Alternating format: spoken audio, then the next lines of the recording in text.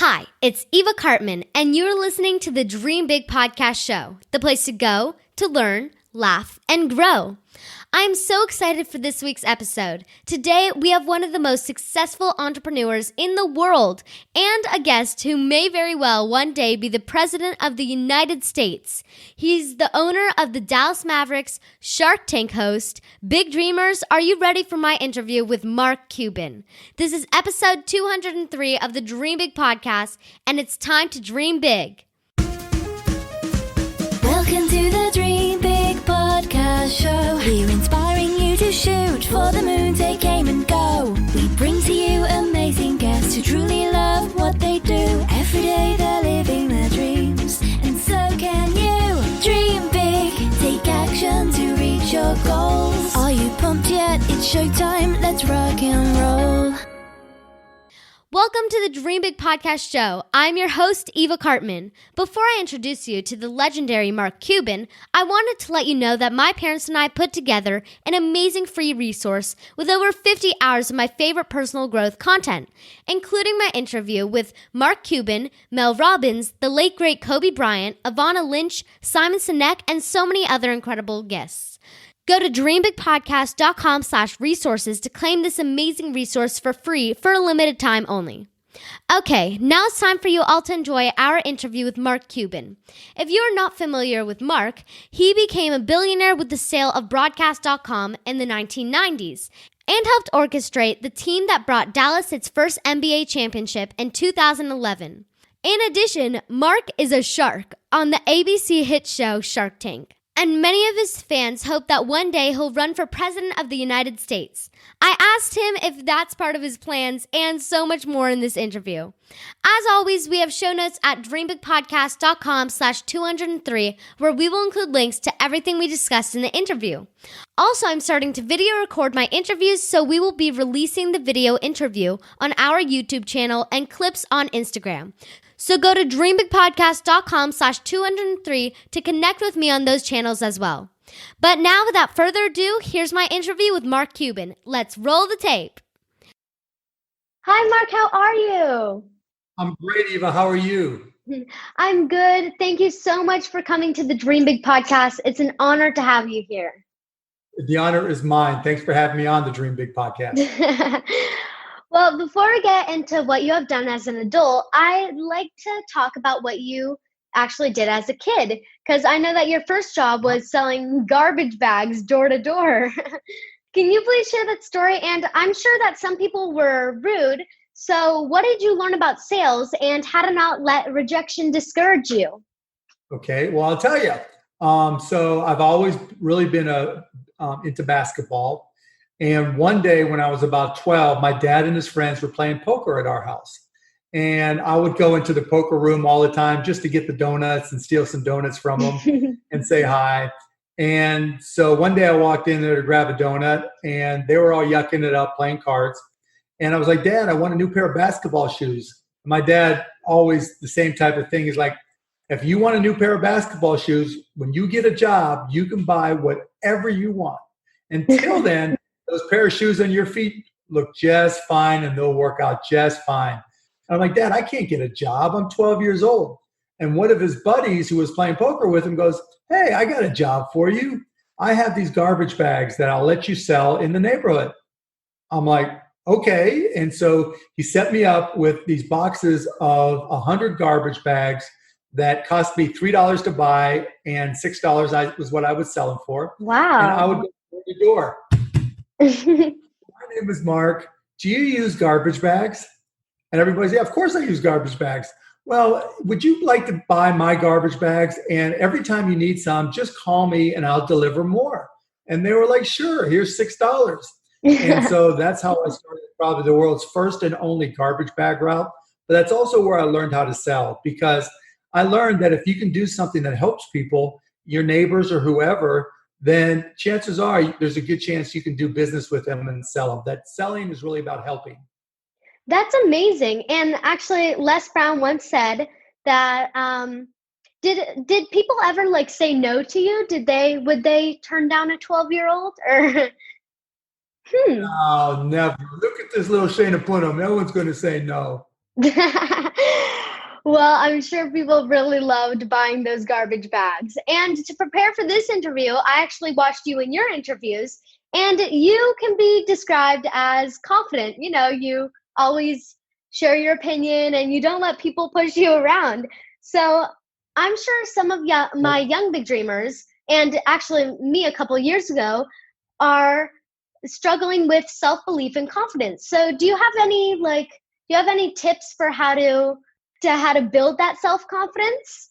Yeah, you've got to recognize that everybody fails at some point in time. And even though it hurts, you'll get past it. But once you fail, as long as you learn from it, things can only get better. I can't tell you how many times I failed. And, we all get caught up in appearance. I wish I could show you what I looked like when I was 16 and 14 and 13. I weighed more than I do now. These two teeth right here in front, no, it's these two, the bottom two. When I was 12 or 13, I was playing baseball and ran into a bike on the street, and they knocked out my two teeth and actually chipped them in half. And my parents couldn't afford to get me caps to put on my teeth that were the same color, that were white. So they got the cheapest kind that they could get. And so I had these silver shiny caps on my teeth. So every time I smiled, like the sun would reflect, right? Lights would reflect and people would give me a hard time.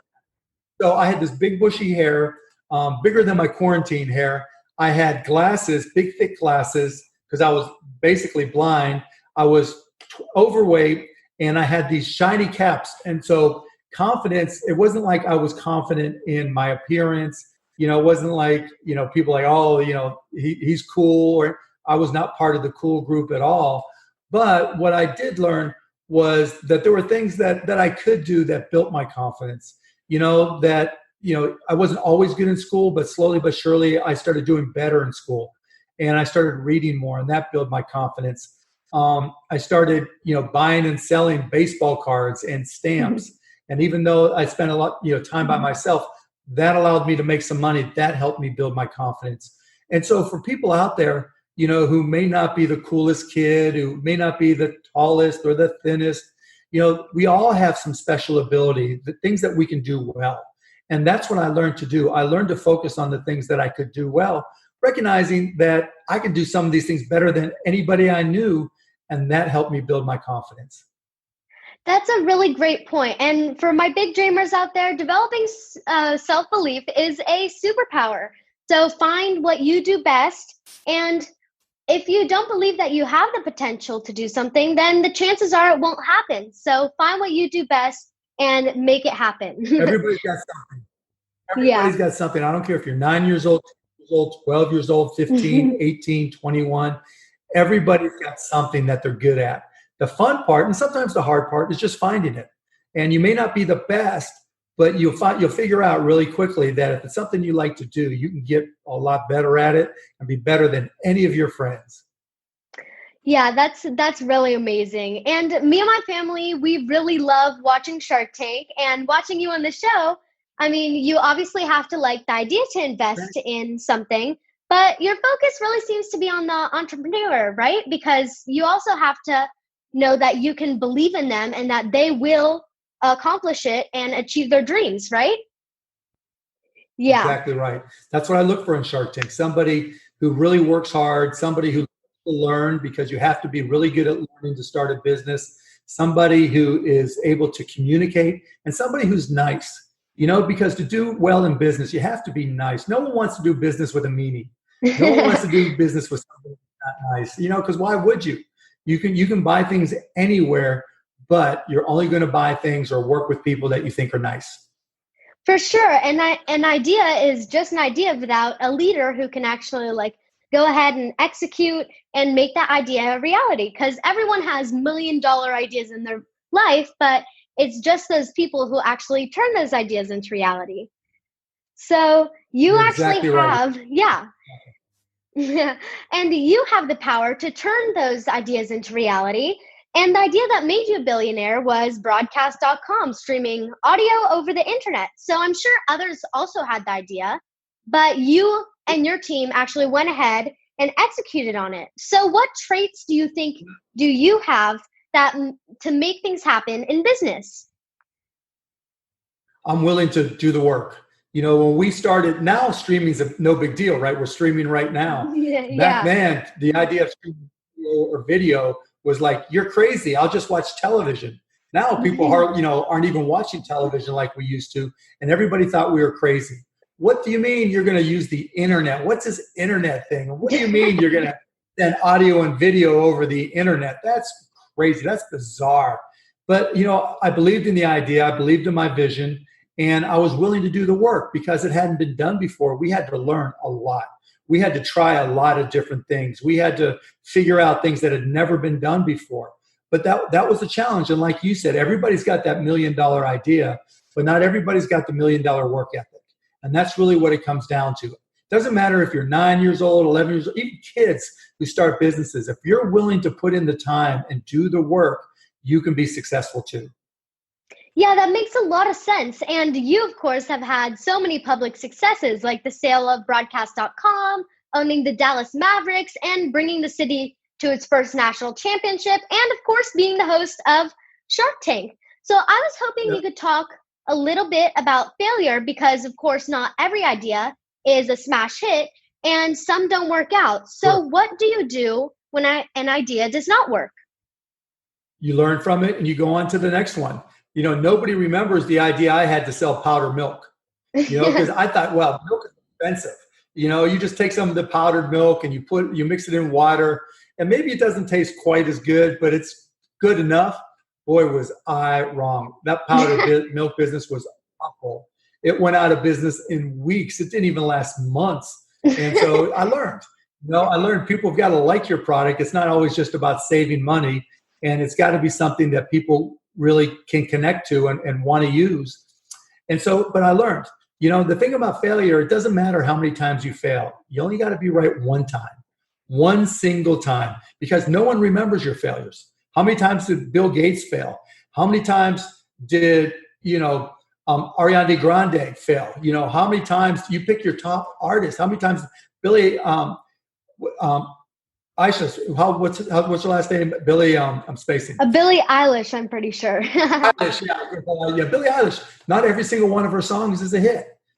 She's going to write songs and perform songs that aren't hits. But that's okay, because she has confidence in herself to know that there's a chance that the next song she writes is going to be hit. Nobody cares about the songs that didn't work. They just remember her hits. And it's the same way with business. Nobody cares about the businesses that didn't work. They just care about your hits. Yeah, there's a great lesson in there for my big dreamers. Life does not always go according to plan, and not every idea will work, but it doesn't need to be perfect, and just keep on moving.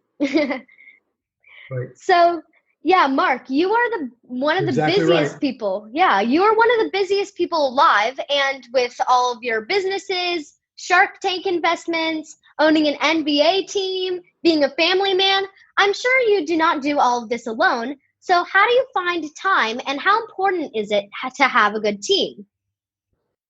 Team is everything. I mean, I always made a point to partner with and hire people who do things that I can't do. I'm far from perfect. You have a virtual background. If you saw my office, it's a mess. You don't even want to see it. I'm not very organized, but I'm very motivated. And like I said, knowledge oriented.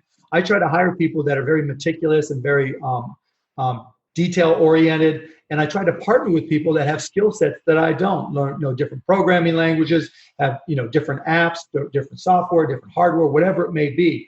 Because by combining us together, that allows us to be a successful team. The key is never hiring somebody who's just like you, because you're already you. You don't need a second one, but you want to find people who complement your skill set. And so I have a team, probably now 10 people, give or take, and they all have different specialties. And so whenever I invest in a company like a Shark Tank company, we all go after it together and work together to try to help those companies become more successful.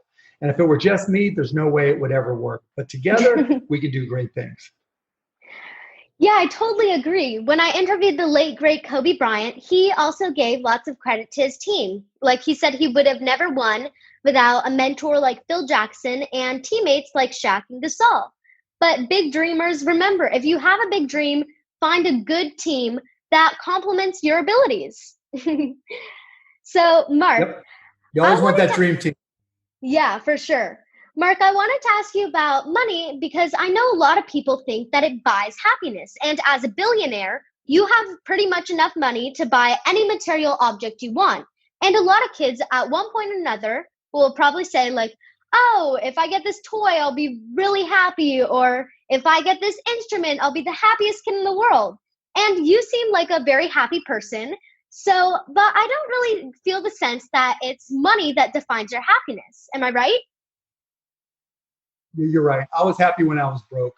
When I first moved to Dallas, where I'm at now, I live 6 guys in a 3-bedroom apartment. I have 5 roommates. I was working crazy hours just trying to survive, but I was happy. I was having fun.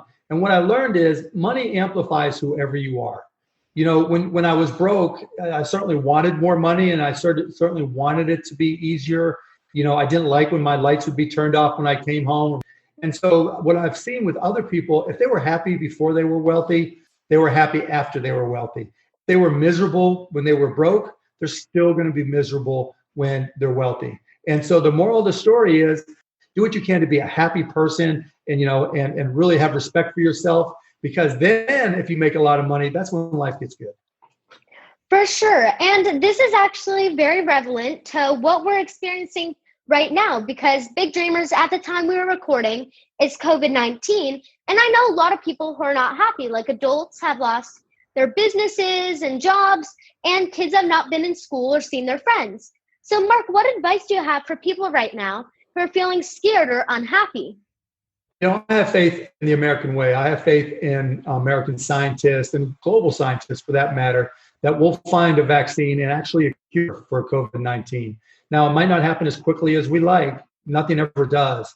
But in the big scheme of things, Eva, do you remember last summer? Way too short, right? That time between school ended last year and the time it started, it went by very quickly. That's how long this has been going on. It's just like a summer, out of school. And while it seems really painful now, and obviously it's just, horrible what's happening in terms of sickness, I think we're going to get past this. I think, when we look back, it'll be a blip that we learn from and hopefully made us better as a country. It's tough. It's just very painful right now. But I think in the long run, we'll hopefully end up better. And I'm hopeful. That's amazing advice. And since we can't control the virus, we can control how we respond. And I read that you are continuing to pay the staff of the Mavericks, even though the NBA season has been suspended. So not everyone is as lucky to have a generous boss as you. So one final question. You've already accomplished so much in your life. And since this is the Dream Big podcast, I always ask my guests what their big dream for the future is.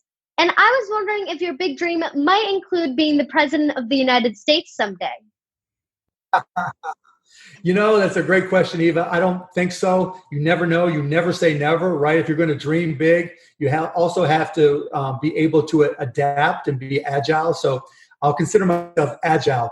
But, my big dream is still trying to have an impact on the world somehow, some way. I don't know what it's going to be yet, but I keep on learning. And my attitude is, as long as I'm learning and trying to understand new things and looking to have an impact, and something good can come of it. And so I'm excited for the future. As difficult as it is now, I really think that by the time you're 25 years old and we look back on 2020, you'll come to see that there were great companies, there were great things done for humanity, great charities that were created, and maybe, Eva, they'll come from you. And actually, I think a lot of it will. Thank you so much. And thank you for coming on the Dream Big podcast. And I'm sure my big dreamers and myself, we really appreciate you coming here. So thank you so much. Thank you for having me on the Dream Big podcast, Eva. It was amazing. You're a great interviewer. I really enjoyed my time. Thank you so much. Bye. Wow, that was definitely one of the highlights of my time as a host on the Dream Big podcast. Mark is one of the busiest people on earth, so the fact that he took 20 minutes to talk one-on-one with me is an honor that I will forever cherish. Be sure to check out our show notes at dreambigpodcast.com/203 for links to the video interview, and follow us on Instagram as we will be publishing clips there in the weeks ahead. Finally, be sure to claim our ultimate resource for kids' personal growth. Over 50 hours of my favorite personal growth content at dreambigpodcast.com/resources. Thank you so much for tuning in. This is Eva Cartman reminding you that you have unlimited potential. Your dreams are not optional, you need to make them essential. So take massive action to turn those big dreams into reality. Live with passion the way life was meant to be. I'll see you next episode. Bye!